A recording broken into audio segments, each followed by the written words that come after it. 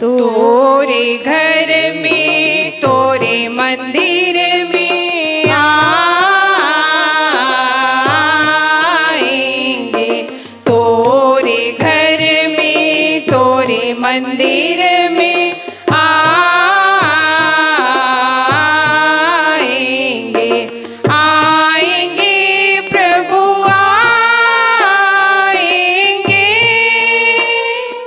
तोरे घर में तोरे मंदिर में आएंगे।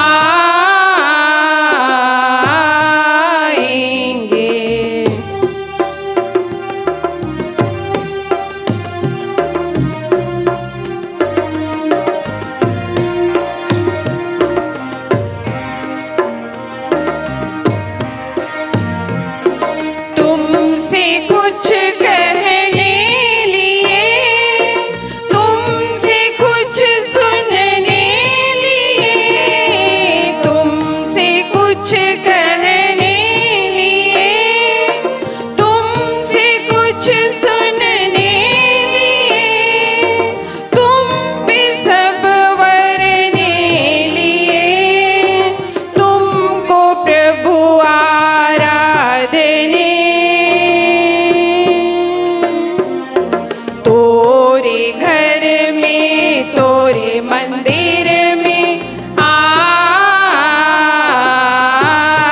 आएंगे, तोरे घर में तोरे मंदिर में आएंगे।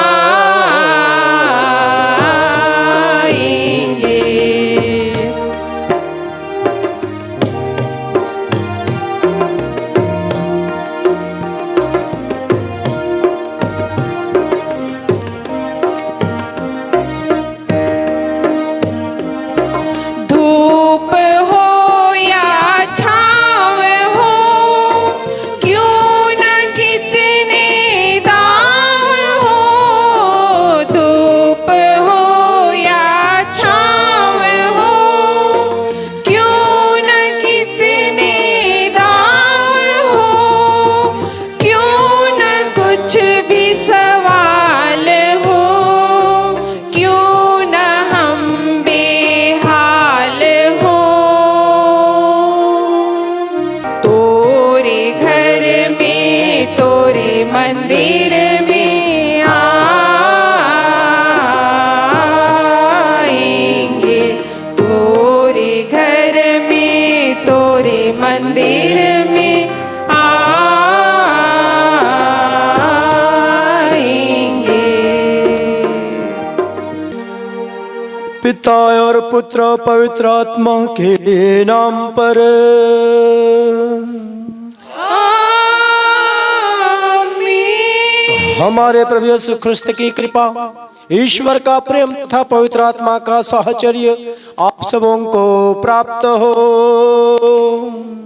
आपको भी। ख्रिस्त में प्यारे भाइयों बहनों प्यारे बच्चों, हम पवित्र वेदी के समक्ष एकत्रित हैं और पवित्र मिस्सा बलिदान में भाग लेने जा रहे हैं। कल से लेकर के आज तक हमने प्रभु के वचन पर चिंतन किया है। आज भी हमने प्रभु के वचन पर चिंतन किया है। पाप, उसका वेतन मृत्यु, उसके बाद प्रभु के साथ मिल करके उसे मसीह में अनंत जीवन, तत्पश्चात जो प्रभु के द्वारा प्रदत्त वरदान के पापों की क्षमा हमें मुफ्त में मिला है। और अब यह समय है अनुभूति का, अनुभव का, कि अनुभव करें कि हमें प्रभु की मुक्ति प्राप्त है। अनुभव करें कि हम प्रभु के साथ अनंत जीवन में आनंदित हैं। और जब यह अनुभूति होगी तो यह जो हमारा धन्यवाद का मिस्सा बलिदान है हमारे जीवन में प्रचुर फल पैदा करेगा, उत्पन्न करेगा। तो आइए इस बात का ध्यान करें कि जब हम प्रभु के इस पवित्र वेदी के समक्ष है, हम प्रभु की संगति में है, प्रभु के सानिध्य में है। और जब हम प्रभु की संगति और सानिध्य में है, हम स्वर्ग के माहौल में है, स्वर्ग के परिवेश में है। और इसलिए इस समय हम बिल्कुल चिंता मुक्त रहे। जो भी हमारे जीवन के चिंताएं हैं घर परिवार की बातें हैं, धन संपत्ति की बातें हैं, सबसे मुक्त हो जाए, स्वतंत्र होकर के प्रभु में आनंदित हो जाए। यह जो समय हम प्रभु की संगति में रह जाए और अपने जीवन को सार्थक और सफल बनाए। और इसलिए चूंकि हम सभी मानव हैं, हम प्रवृत्ति से ही पापी हैं, तो हम अपने इस पापी स्वभाव को भी स्मरण करें। जो भी हमारी कमी है, जो भी हमारी कमजोरी है, उसको याद करें, प्रभु के समक्ष उसको सच्चे हृदय से प्रकट करें, प्रभु से क्षमा की याचना करें, एक अच्छा पाप स्वीकार करें, ताकि हम आज के इस पवित्र मिसा बलिदान में योग्य रीति से भाग ले सकें। हम सब मिलकर बोले, हे भाई और बहनों, मैं सर्वशक्तिमान पिता परमेश्वर और आप लोगों के सामने स्वीकार करता हूँ कि मैंने मन, वचन और कर्म से और अपना कर्तव्य पूरा न करने से बार बार पाप किया है। मैं अपना दोष स्वीकार करता हूँ, इसलिए कि धन्य कुंवारी मरियम से, सब स्वर्गदूतों, सब संतों और आप लोगों से, हे भाई और बहनों, विनती करता हूँ कि आप मेरे लिए प्रभु परमेश्वर से प्रार्थना करें। सर्वशक्तिमान ईश्वर हम लोगों पर दया करे और हमारे अपराध क्षमा कर हमको अनंत जीवन प्रदान करे। आमीन। अय्या पाप धोले काले काले कायो कचिते कमी तो ये उड़ो इतन उड़ोते अंग पाप के दा हक को इसी को अंग ना के दा सोबिन को चिमंग पे अय्या पाप धोले काले काले कायो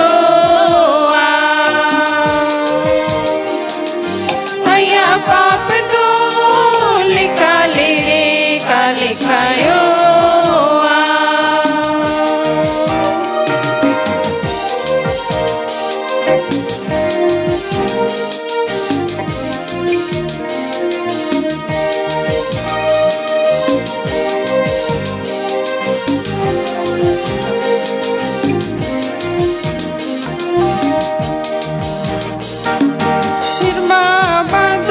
संत को आसना मान रे अंकन हुमा दी दादा अशी सकन मरियम गोवारी बिंदी एक में दुलड़ हो तम यीशु धरे अय्या पाप धोले काले काले कायो अय्या पाप कायो अय्या पाप धोले काले काले कायो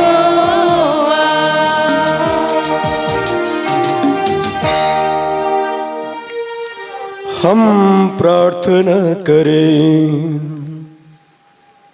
हे पिता, अपनी कलिसिया पर तरस खाकर सदा इसके रक्षा करे। तेरे सहारे के बिना दुर्बल मानव गिरता है रहता है। तू सहायता देकर इसको बुराई से बचा और मुक्ति के मार्ग पर चला। ऐसी कृपा कर हमारे प्रभु और तेरे पुत्र यीशु ख्रिस्त के द्वारा, जो ईश्वर होकर तेरे तथा पवित्र आत्मा के साथ युगानुग जीते और राज करते हैं।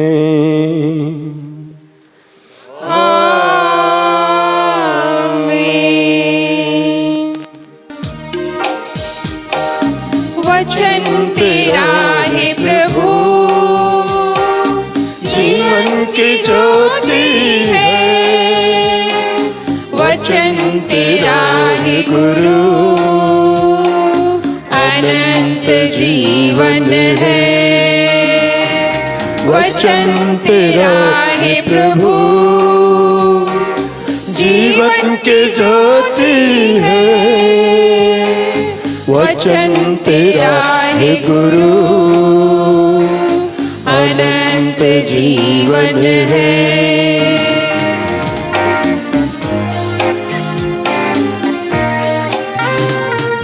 भूख मिटाता है अमर वचन तेरा, प्यास बुझाता है मीठा वचन तेरा। भूख मिटाता है अमर वचन तेरा, प्यास बुझाता है मीठा वचन तेरा। दिव्य वचन तेरा भक्ति से सुन लूंगा, मधुर वचन तेरा दिल से मैं मानूंगा। दिव्य वचन तेरा भक्ति से सुन लूंगा, मधुर वचन तेरा दिल से मैं मानूंगा। पहला पाठ नबी इसायास का ग्रंथ, अध्याय 1, पद संख्या 10 और 16 से 20 तक। पाठ का मूल वाक्य है, भलाई करना सीखो, न्यायी बनो। सदोम के शासकों, प्रभु की वाणी सुनो। गोमोरों के लोगों, हमारे ईश्वर की शिक्षा पर ध्यान दो। अपने को धो और शुद्ध हो जाओ। अपने कुकर्मों को मेरी दृष्टि से ओझल कर दो। बुराई करना छोड़ दो और भलाई करना सीखो। न्यायी बनो, पद दलितों की सहायता करो। अनाथों को न्याय दिलाओ और विधवाओं की रक्षा करो। प्रभु कहता है, आओ और मेरी बात पर विचार करो। तुम्हारे पाप सिंदूर की तरह लाल क्यों ना हो, वे हिम की तरह उज्जवल हो जाएंगे। वे किरमिज की तरह मटमैले क्यों ना हो, वे ऊन की तरह श्वेत हो जाएंगे। यदि तुम आज्ञा पालन स्वीकार करोगे तो भूमि की उपज खाकर तृप्त हो जाओगे, किंतु यदि तुम अस्वीकार कर विद्रोह करोगे तो तलवार की घाट उतार दिए जाओगे। यह प्रभु की वाणी है। ईश्वर को धन्यवाद।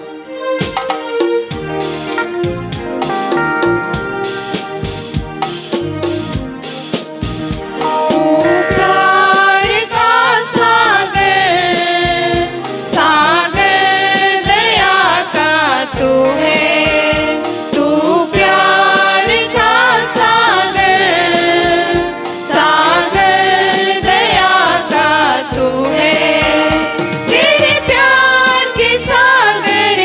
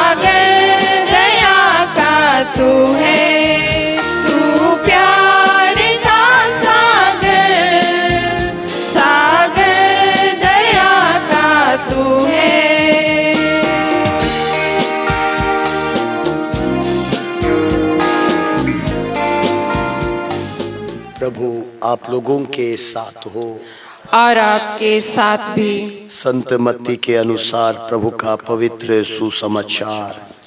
प्रभु की जय।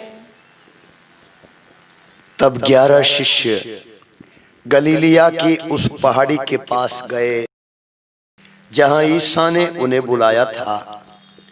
उन्होंने ईसा को देखकर दंडवत किया, किंतु किसी किसी को संदेह भी हुआ। तब ईसा ने उनके पास आकर कहा, मुझे स्वर्ग में और पृथ्वी पर पूरा अधिकार मिला है, इसलिए तुम लोग जाकर सब राष्ट्रों को शिष्य बनाओ और उन्हें पिता और पुत्र और पवित्र आत्मा के नाम पर बपतिस्मा दो। मैंने तुम्हें जो जो आदेश दिए हैं तुम लोग उनका पालन करना, उन्हें सिखलाओ और याद रखो मैं संसार के अंत तक सदा तुम्हारे साथ हूं। यह प्रभु का दिव्य सुसमाचार है।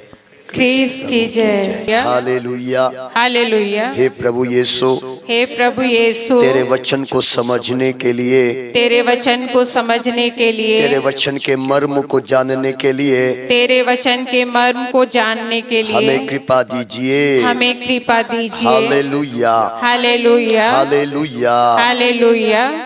जय यीशु। जय यीशु।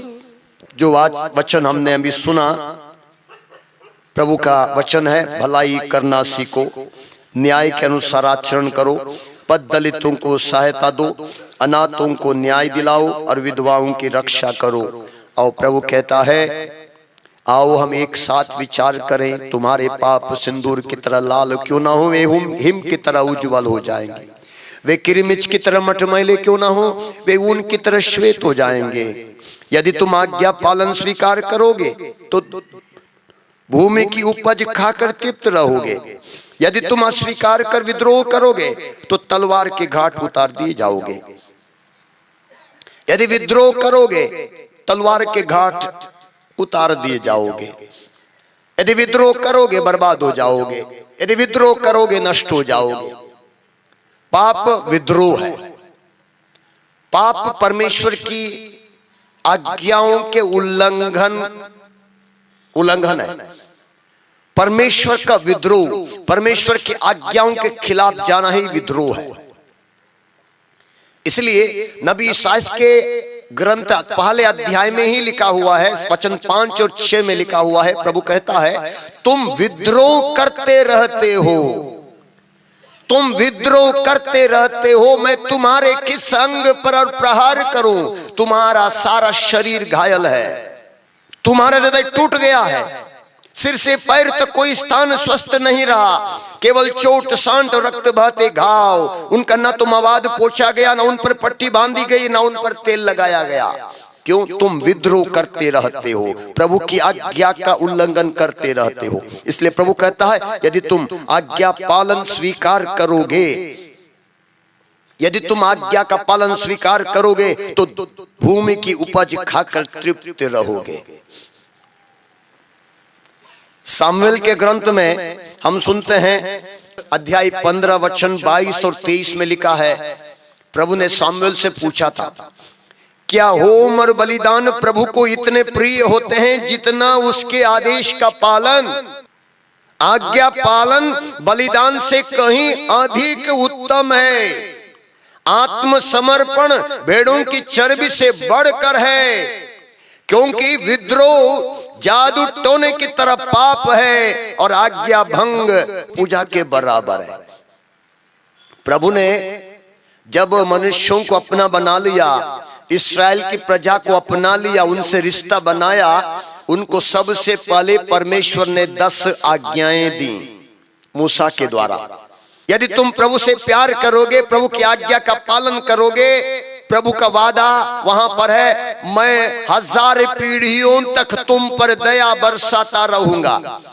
निर्गमन ग्रंथ अध्याय 20 वचन 6 में लिखा है, यदि तुम मुझसे प्यार करोगे, मेरी आज्ञाओं का पालन करोगे, मैं 1000 पीढ़ी तक, 1 2 3 4 पीढ़ी नहीं, 1000 पीढ़ी तक मैं तुम पर दया बरसाता रहूंगा। और उसके बाद प्रभु कहता है यदि तुम मुझसे बैर करोगे, मेरी आज्ञाओं का उल्लंघन करोगे, मैं तीसरी और चौथी पीढ़ी तक तुम्हारी संतति को दंड दूंगा।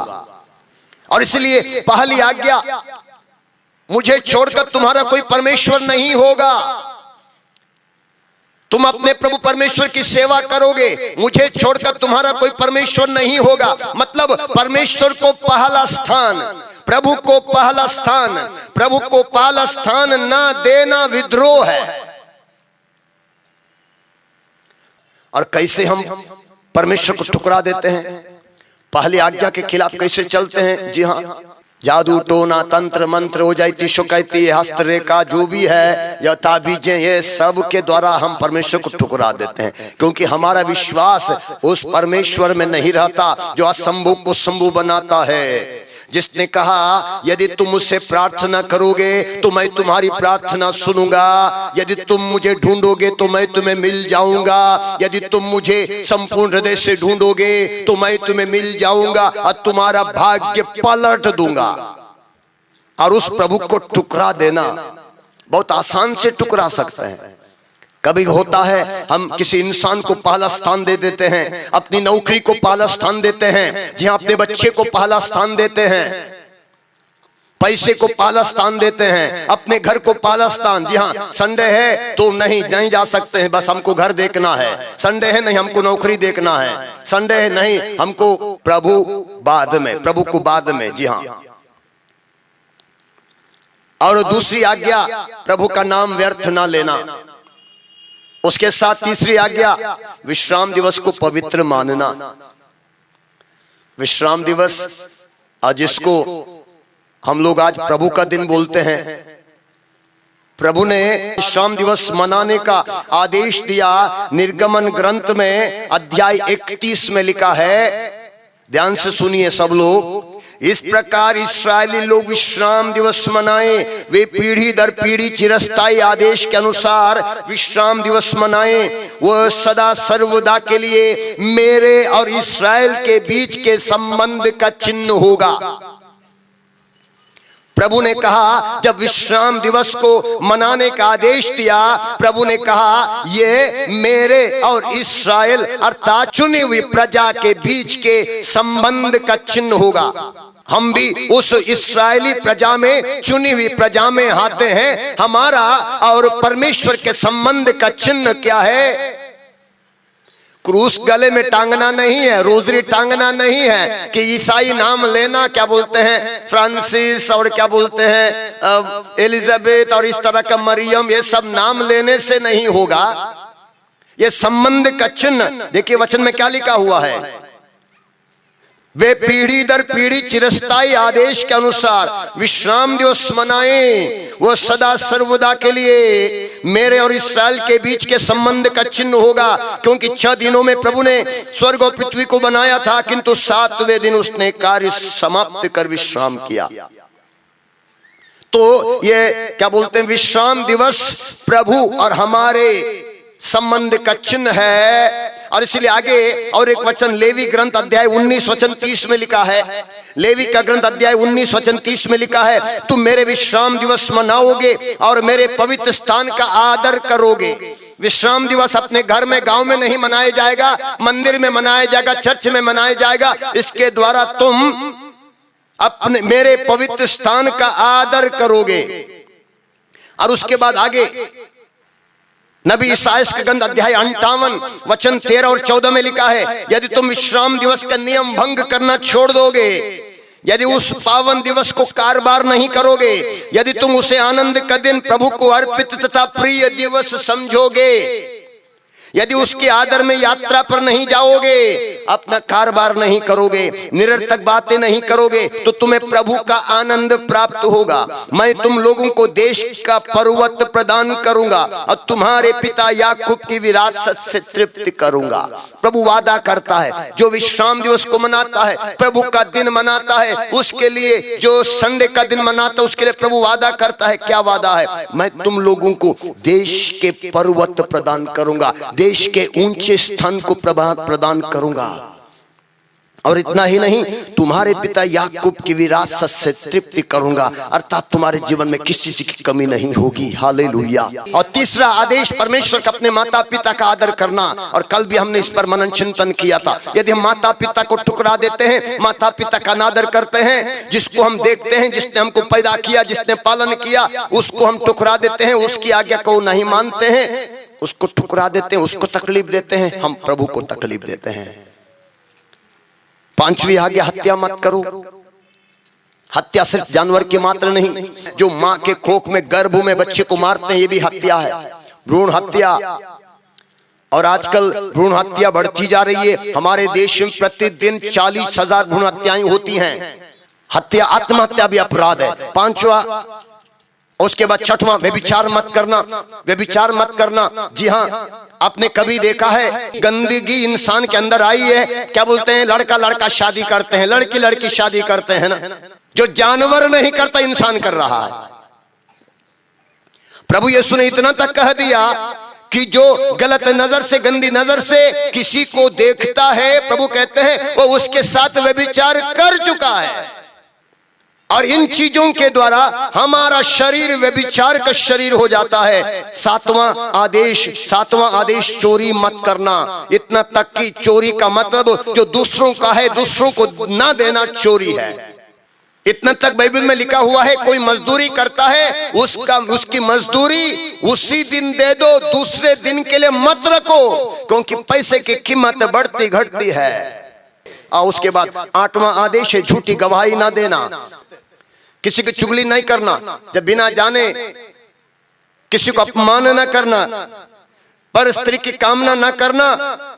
और इतना ही नहीं, अंतिम क्या, दूसरों की वस्तुओं को भी लालच न करना। इस तरह प्रभु ने ये 10 आज्ञाएं दी, 10 आदेश दिए। इन आदेशों का पालन न करना परमेश्वर के विरुद्ध विद्रोह है। इसलिए आज के पहले पाठ में हमने सुना, प्रभु कहता है स्नान करो, शुद्ध हो जाओ। अभी नए विधान में आते हैं, स्नान करने की बात आती है। स्नान बपतिस्मा में कर लिया है, जो आज के सुसमाचार में हमने सुना। प्रभु यीशु ने अपने चेलों को आदेश दिया, शिष्यों से कहा, संसार के कोने कोने में जाकर सारी सृष्टि को सुसमाचार सुनाओ। जो विश्वास करेगा वो बपतिस्मा ग्रहण करेगा। बपतिस्मा का मतलब क्या है? संत पेतरुस के पहले पत्र में लिखा हुआ है, बपतिस्मा का अर्थ शरीर का मैल धोना नहीं है, संपूर्ण तरह से, पूरी तरह से परमेश्वर की ओर समर्पित करना है। हालेलुया। कुछ आजकल कलीसियाएं, छोटी छोटी कलीसियां, वो सोचते रहे डुबकी का बपतिस्मा लेना ही है, डूबना ही है। वो पानी केवल प्रतीक था। जी हाँ, प्रभु यीशु ने बपतिस्मा लिया, डुबकी का लिया। यूहन्ना बपतिस्ता ने डुबकी का बपतिस्मा लिया। प्रभु यीशु ने निकोदेमुस से कहा, जब तक तुम दोबारा जन्म न लोगे, तुम स्वर्ग राज्य में प्रवेश नहीं करोगे। दोबारा जन्म, दूसरा जन्म, वो जन्म कैसे? प्रभु यीशु ने निकोदेमुस से कहा, जब तक तुम जल और पवित्र आत्मा से बपतिस्मा नहीं लोगे, तुम स्वर्ग में प्रवेश नहीं कर सकते। और ये दोबारा जन्म, दूसरा जन्म हमारा हो चुका है बपतिस्मा में। जितने यहाँ पर विश्वासी, क्या बोलते, क्रिश्चियन बैठे हैं, जो कैथोलिक हो, अन्य लोग हो, हम लोगों ने बपतिस्मा के द्वारा स्नान कर दिया है और हमने दूसरा जन्म पाया है। पुराने विधान में या प्रभु यीशु के जीवन में भी क्या बोलते हैं, बपतिस्मा नहीं, खतना होता था। बाइबल के अनुसार यहूदियों का खतना 8वें दिन में होता था। और उसी दिन प्रभु यीशु का बपतिस्मा हुआ 8 दिन के बाद। और माता पिता ने प्रभु यीशु मसीह को समर्पित किया था, मंदिर में लाके 8वें दिन में समर्पित किया, खतना भी हुआ। तो बपतिस्मा का मतलब समर्पित करना है। इसलिए बच्चों का बपतिस्मा गलत नहीं है। एक परिस्थिति, एक समय आया, उस समय बच्चे मर रहे थे कई बीमारियों के कारण, कोलेरा जैसी बीमारी के कारण बच्चे मर रहे थे। कलीसिया में लोगों ने सोचना शुरू कर दिया, इन बच्चों का बपतिस्मा नहीं हो रहा है तो इनका उद्धार कैसे होगा, इनको स्वर्ग कैसे मिलेगा। तो इसके लिए कलीसिया ने निर्णय लिया कि माता पिता के विश्वास के कारण इन बच्चों को मुक्ति मिल सकती है यदि इनको बपतिस्मा दिया जाए। और वहां पर बपतिस्मा को दो भागों में बांटा गया, बपतिस्मा और दृढ़ीकरण। दृढ़ीकरण जो संस्कार था, बपतिस्मा का ही दूसरा भाग जो बच्चा बड़ा हो जाता है, बुद्धि थोड़ी सी खुल जाती है, 13-14 साल का समझदार होने लगता है, उसको दृढ़ीकरण संस्कार दिया जाता है। और उसके बाद तीसरा संस्कार है परम प्रसाद संस्कार, यूकरिस्ट संस्कार, जो मिस्सा बलिदान में यहाँ अनुष्ठान किया जाता है, जिसमें प्रभु यीशु क्या करते हैं, अपने आप को यहाँ विश्ववेदी पर अपने शरीर के रूप में, रक्त के रूप में हमको देते हैं। वो रोटी और अंगूरी प्रभु यीशु के शरीर और रक्त में बदल जाती है। प्रभु स्पष्ट कहते हैं, जो मेरा मांस खाता है, मेरा रक्त पीता है, उसे मुझसे जीवन मिलता है। जो नया जीवन प्रभु ने दिया है वो हम कैसे पाएंगे? इसलिए कलीसिया का नियम है हर रविवार को, कम से कम हर रविवार को चर्च में जाना और योग्य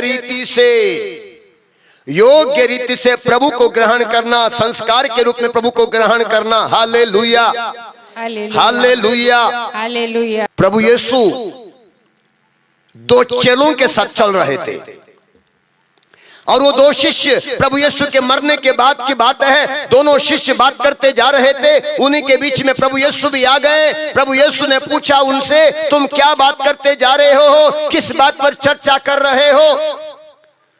और उन दोनों ने प्रभु यीशु से कहा, रहे आप ही तो हैं, क्या आप ही को नहीं पता है क्या क्या हुआ है?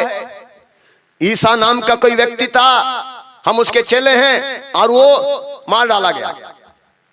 और कल कुछ महिलाएं गई थी कब्र के पास और उन्होंने कहा कि कब्र खुली पड़ी है, और उन्होंने कहा कि उन्होंने उसको देखा है। और उसके बाद यीशु मसीह ने उन दोनों से कहा, तुम कितने मंदमती हो, क्या उसने जो कहा था तुमको याद नहीं है? क्या तुमने ग्रंथों को पढ़ा, तुमको याद नहीं है, कुछ नहीं पता है? और उसके बाद प्रभु यीशु उनको वचन सुनाया, सुनाया, सुनाया, सुनाया, नबियों के ग्रंथों से सुनाते सुनाते सुनाते पहुंच गए। और पहुंचने के बाद इम्माउस के रास्ते घर में पहुंच गए, बैठ गए खाने के लिए। प्रभु यीशु ने रोटी ली, रोटी तोड़ी, प्रार्थना पढ़ी और रोटी तोड़कर रोटी दे दिया। बाइबल कहता है जैसे ही प्रभु यीशु ने रोटी तोड़ी, रोटी दिया, प्रभु यीशु उनकी आंखों से ओझल हो गए। कहां गए? कहां गए? स्वर्ग चले गए? नहीं, वो रोटी में समा गए। रोटी में उन्होंने रोटी देते हुए रोटी में दे दिया और वो रोटी में समा गए। इसलिए हम कैथोलिक चर्च में उस रोटी को प्रभु यीशु मसीह का शरीर और रक्त मानते हैं। तो हम विश्वास करते हैं कि वो यीशु मसीह के देह में बदल जाता है, इसलिए हम प्रभु यीशु मसीह के देह को ग्रहण करते हैं, उनके शरीर और रक्त को ग्रहण करते हैं। इसलिए योग्य रीति से ग्रहण करने की जरूरत है। कुरिन्थियों के पत्र में संत पौलुस लिखता है, यदि उसे कोई अयोग्य रीति से खाता पीता है, वो अपनी ही दंडाज्ञा खाता पीता है, लिखता है। इसलिए आप लोगों में से कई लोग बीमार है, वो लिखता है। कई लोग सुरती खा के आ जाते हैं, है ना, उसके बाद प्रभु को भी ग्रहण करते हैं। रात भर सुबह भी हड़िया पी के चले आते हैं, दारू पी के चले आते हैं, उसी मुंह में उसको भी ग्रहण करते हैं। इसलिए तरह तरह की परेशानियां, बीमारियां, दुख, तकलीफ सब आ जाता है। हालेलुया, हालेलुया, हालेलुया, हालेलुया। जी हाँ, प्रभु यीशु अपने शरीर और रक्त को देकर हमें जीवन देता है और वो कहता है, जो मेरा मांस खाता है उसे मुझसे जीवन मिलता है। कलीसिया में कई ऐसे संत हैं जो कि क्या बोलते हैं, सालों साल, एक संत हैं 40 साल तक वो कभी कुछ भी नहीं कहे, सिर्फ रोटी का टुकड़ा, प्रभु यीशु के मांस का टुकड़ा खाकर जीती थी। और जो वचन जो कि क्या बोलते, कलीसिया का एक नियम है, कम से कम पास्का के समय, कम से कम पास्का के समय योग्य रीति से परम प्रसाद ग्रहण करना, मतलब कम से कम साल में एक बार पाप स्वीकार करना। ये पाप स्वीकार जो संस्कार है, इसको प्रभु यीशु मसीह ने अनुष्ठान किया है। ये किसी के पॉकेट से दिया हुआ नहीं है, पोप का दिया हुआ नहीं है, बिशप का दिया हुआ नहीं है, बाइबल में है, प्रभु यीशु का दिया हुआ। संत यूहन्ना के सुसमाचार अध्याय 20 वचन 23 में पढ़िए। प्रभु यीशु ने अपने शिष्यों से कहा, जिनके पाप तुम क्षमा करोगे वे अपने पापों से मुक्त हो जाएंगे, जिनके पाप तुम क्षमा नहीं करोगे वे अपने पापों में बंधे रहेंगे। प्रभु यीशु ने पाप स्वीकार संस्कार का अनुष्ठान किया तो अपने चेलों को, शिष्यों को, प्रेरितों को अधिकार दिया और कहा, जिनके पाप तुम क्षमा करोगे वे अपने पापों से मुक्त हो जाएंगे, जिनके पाप तुम क्षमा नहीं करोगे वे अपने पापों में बंधे रहेंगे। इसलिए पाप स्वीकार संस्कार में हमारे पाप के बंधन से हमें मुक्ति मिल जाती है। वही प्रभु यीशु मसीह के 12 चेलों की जगह पर बिशप लोग हैं। अब बिशप लोग पुरोहितों को अधिकार देते हैं और पुरोहित उस अधिकार को पाकर क्या करते हैं, पाप मुक्ति के लिए पाप स्वीकार संस्कार में प्रार्थना करते हैं। आप लोग पाप स्वीकार करते हैं, किससे पाप स्वीकार करते हैं? हम पाप स्वीकार पुरोहित से करते हैं। ध्यान से सुनिएगा, हम अपना पाप स्वीकार पुरोहित से करते हैं। जी हाँ, पश्चाताप परमेश्वर के सामने करते हैं, दया उससे मांगते हैं और पाप स्वीकार में हम पुरोहित के पास चले जाते हैं। हम पुरोहित से बातें करते हैं। कान खोल के सुनिए सब लोग, जितने लोग सुन रहे हैं, और कल आज के बाद फिर वैसी गलती मत करिए। आप पाप स्वीकार के चले जाते हैं, आप पुरोहित के पास चले जाते हैं, पुरोहित से कहते हैं, जो गाधा बैठा हुआ है उस कुर्सी पर, उस गधे के पास चले जाते हैं जो प्रभु का गधा है, दूसरे का नहीं है। उसके पास चले, उससे कहते हैं, फादर मैं पापी हूं, मैं 4 साल के बाद पाप स्वीकार के लिए आया हूं, या मैं 6 महीने के बाद पाप स्वीकार। किससे बात करते हैं? ध्यान से सुनिए, पुरोहित से। Father I am a sinner, I have come after 6 months for the confession.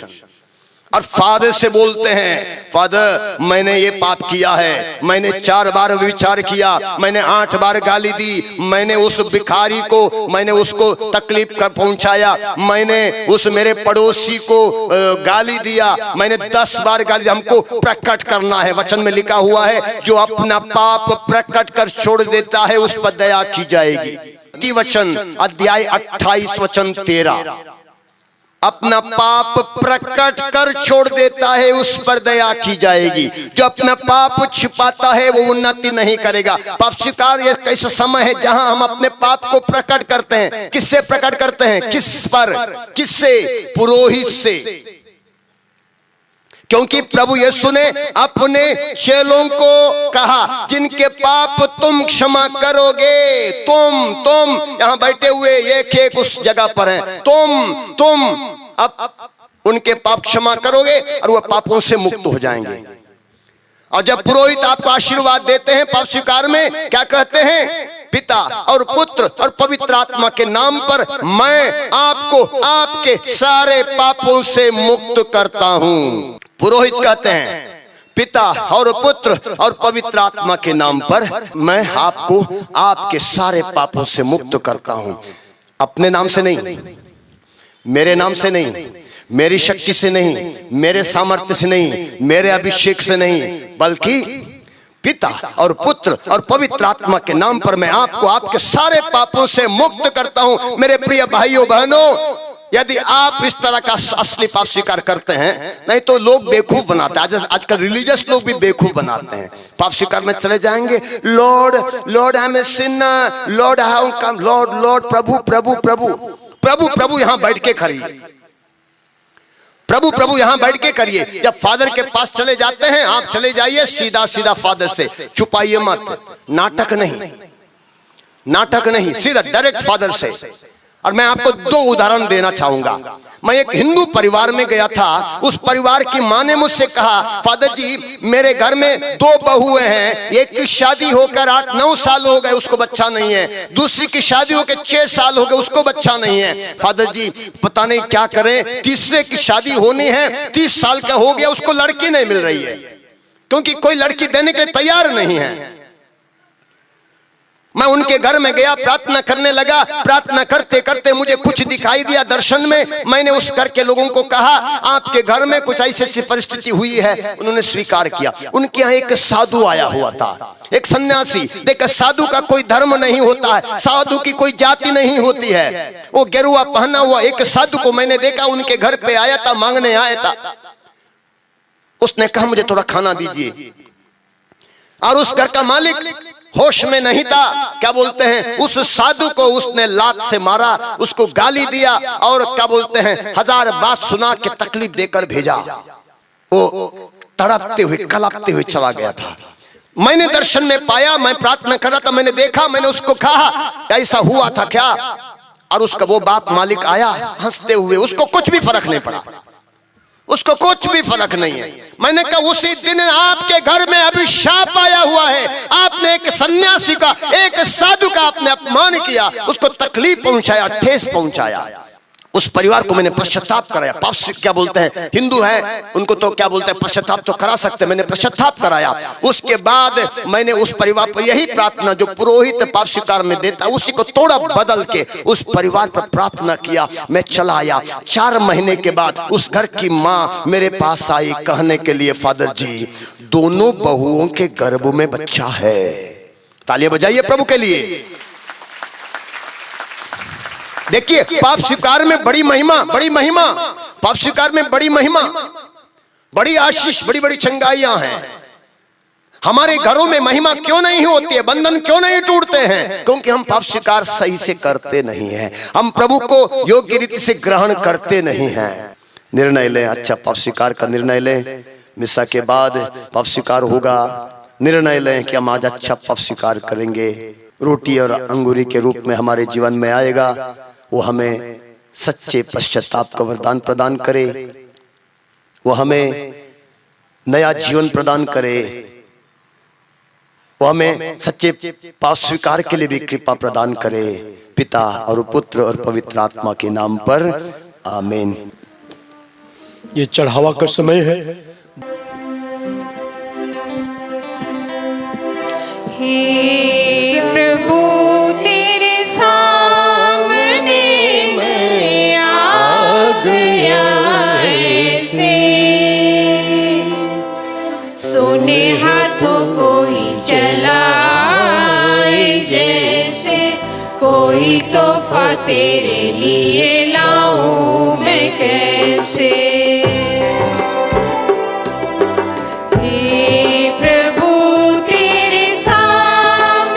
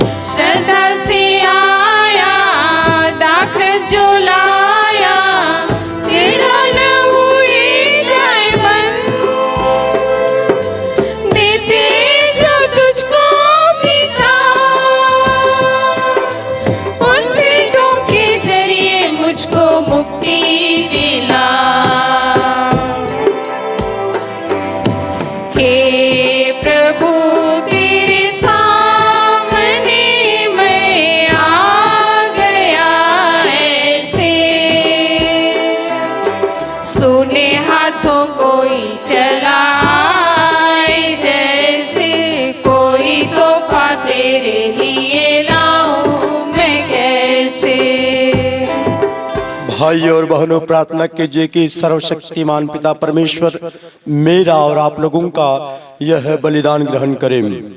प्रभु अपने नाम की स्तुति और महिमा के लिए और हमारे तथा अपने समस्त पवित्र कलीसिया के लाभ के लिए आपके हाथों से यह बलिदान ग्रहण करें। हम प्रार्थना करें। हे प्रभु, तो इस बलिदान से प्रसन्न होकर हमें पवित्र बना, कि हम इस संसार की बुराइयों से बचे रहें और स्वर्गिक पुरस्कार की ओर अग्रसर हों।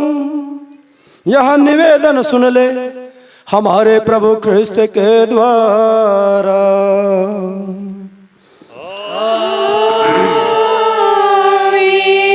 प्रभु आप लोगों के साथ हो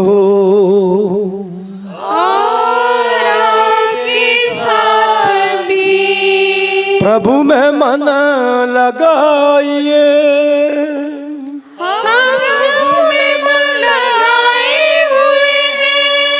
हम अपने प्रभु परमेश्वर को धन्यवाद दें।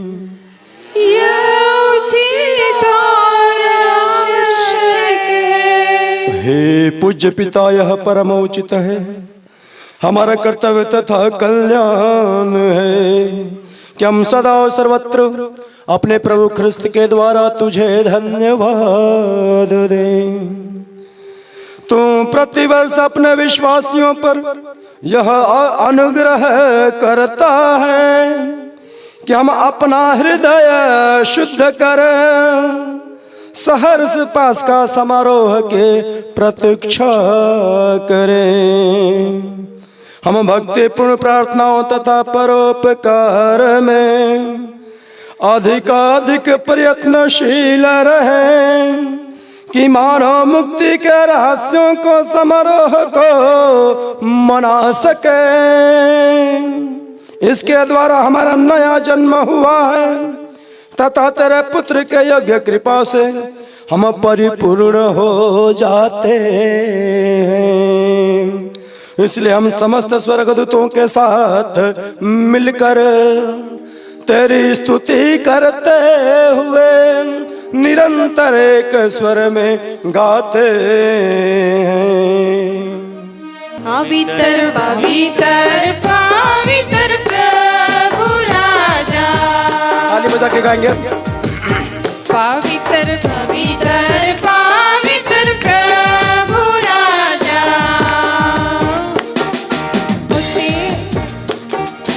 ओते उन्नो सिरी माँ अम्मा मैन भला रंगते पेरे अकन पेरे अकाना।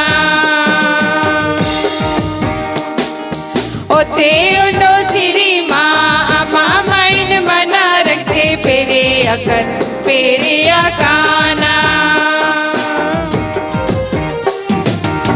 पवित्र पवित्र पवित्र प्रभु राजा। पवित्र पवित्र पवित्र प्रभु राजा। प्रभु अनु तुम ते आई जो तनी असी सो कैसा लगे सिरी मारे। प्रभु अनु तुम ते आई जो तनी असी सो कैसा लगे सिरी मारे। पवित्र पवित्र पवित्र प्रभु राजा। पवित्र पवित्र पवित्र प्रभु राजा।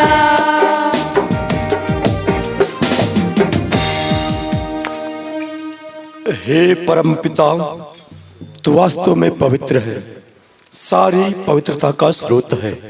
हम तुझसे निवेदन करते हैं ते उपहार अपने आत्मा के संस्पर्श से पवित्र कर दे कि हमारे प्रभु यीशु ख्रिस्त का शरीर तथा रक्त बन जाए। जिस रात को यीशु स्वेच्छा से मृत्यु के लिए सौंपे गए, उन्होंने रोटी ली, तुझे धन्यवाद दिया और उसे उड़कर उसे अपने शिष्यों को देते हुए कहा, तुम सब से लो और खाओ, यह मेरा शरीर है जो तुम्हारे लिए बलि चढ़ाया जाएगा।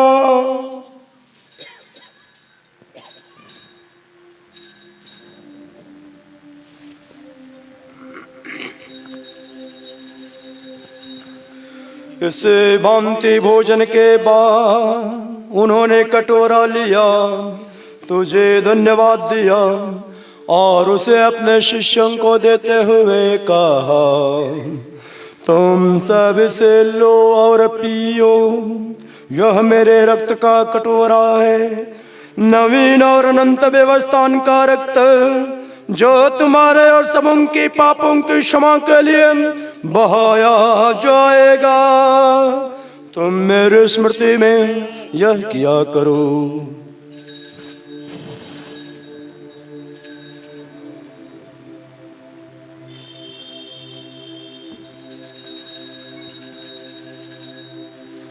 यह है हमारे विश्वास का रहस्य, ख्रीस्त मर गए, ख्रीस्त उठे, ख्रीस्त महिमा के साथ फिर आएंगे।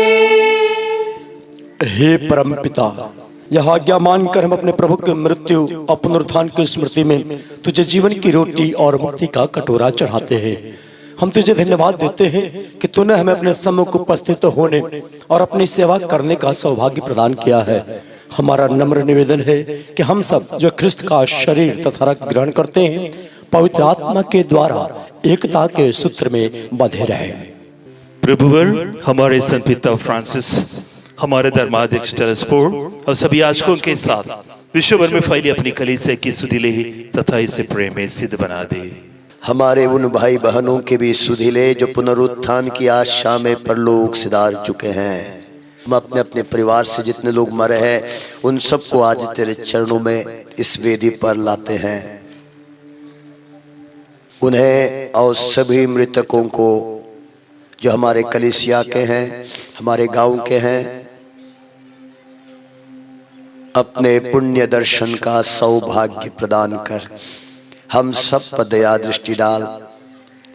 हमारे माता पिता भाई बहनों पर जितने निवेदन यहाँ लिखित डाले हैं प्रभु, कि हम भी अनंत जीवन के सहभागी बने और ईश्वर की माता धन्य कुमारी मरियम, उनके वर संत यूसुफ, प्रेरितों और संतों के साथ जो युग युग में तेरे विश्वस्त सेवक सेविकाएं बने रहे, तेरा स्तुति गान कर सकें तेरे पुत्र हमारे प्रभु क्रिस्त के द्वारा। आमीन।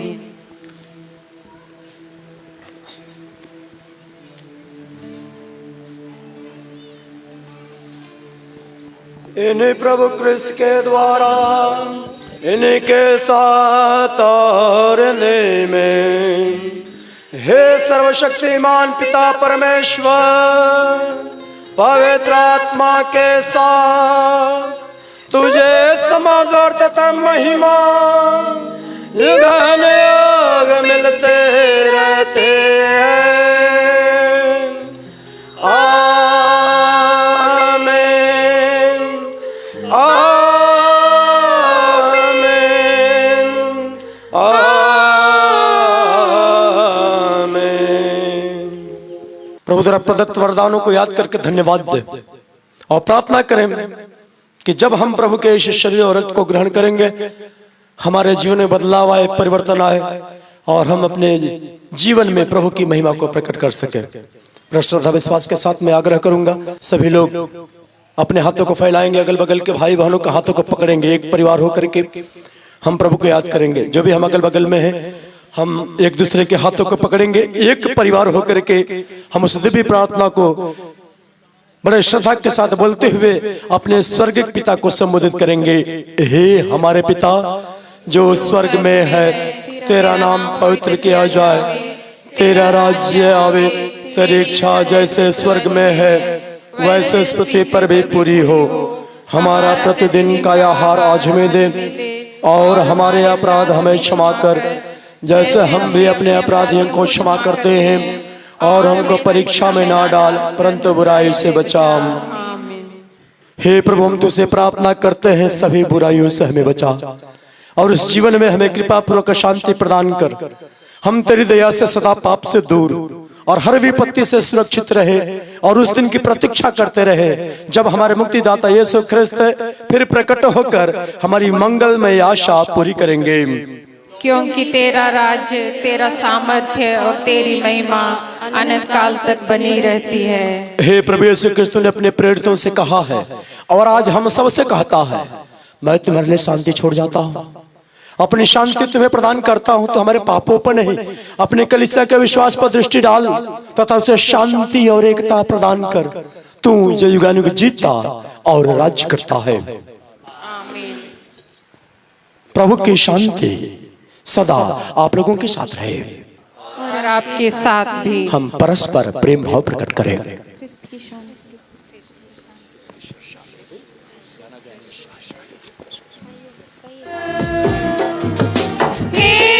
ईश्वर के मेमने तू संसार के पाप हर लेता है, हम पर दया कर।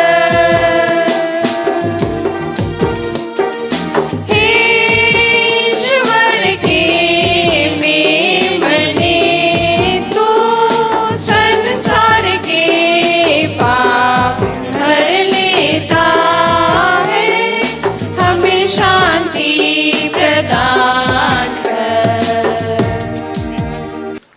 देखिए ईश्वर का मेमना जो संसार का पाप हर लेता है। धन्य हम सभी जो प्रभु के इस पवित्र भोज में बुलाए गए हैं। हे प्रभु, मैं इस योग्य नहीं हूँ कि आप मेरे यहाँ आवे, किंतु एक ही शब्द कह दे और मेरी आत्मा चंगी हो जाएगी।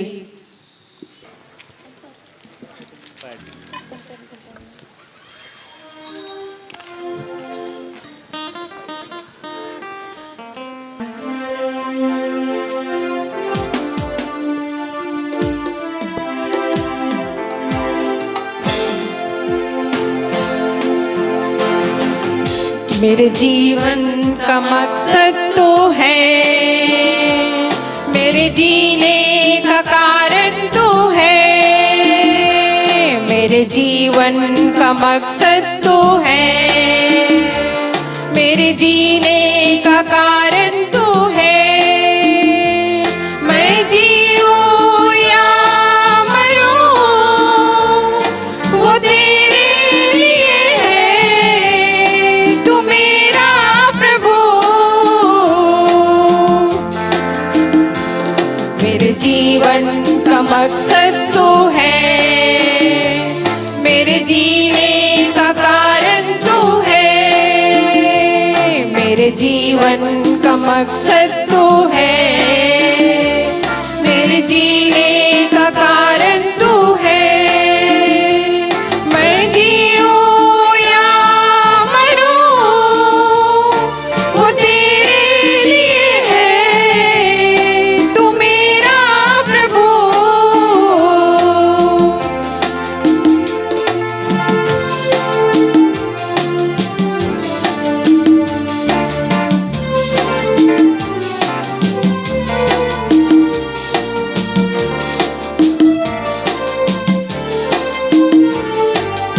कि मैं पाऊं उससे पुरस्कार। दौड़ा मैं जाऊं कि मैं पाऊं उससे पुरस्कार। दौड़ा मैं जाऊं, मैं जीऊं या मरूं, वो तेरे लिए है। तू मेरा प्रभु, मेरे जीवन का मकसद तो है, मेरे जीने का कारण तो है। मेरे जीवन का मकसद तो है,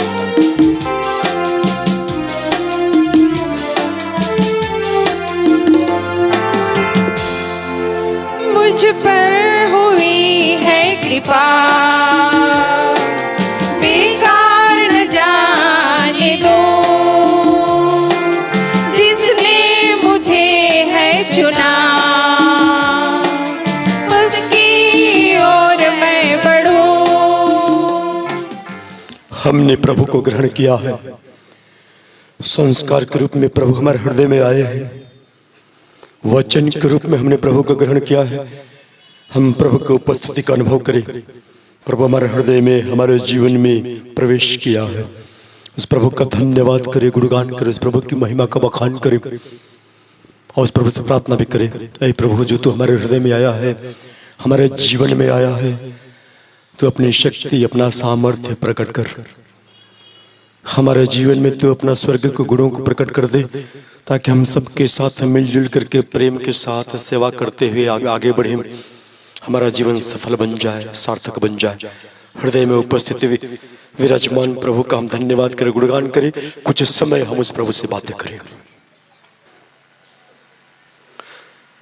हम प्रार्थना करें। हे पिता, इस पावन वेदी का भोज हमारे दैनिक आचरण को अधिक पवित्र बनाए और हमें तेरी दया पूर्वक सहायता निरंतर मिलती रहे। यह हमारी प्रार्थना है हमारे प्रभु क्रिस्त के द्वारा।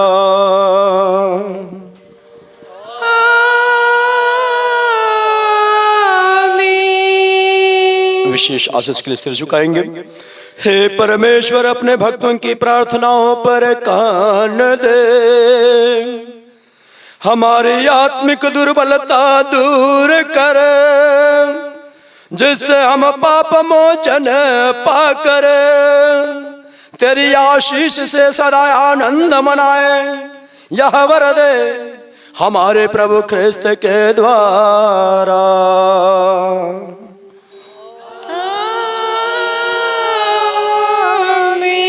प्रभु आप लोगों के साथ हो और आपके साथ भी। सर्वशक्तिमान ईश्वर पिता और पुत्र और पवित्र आत्मा आप लोगों को आशीर्वाद प्रदान करे।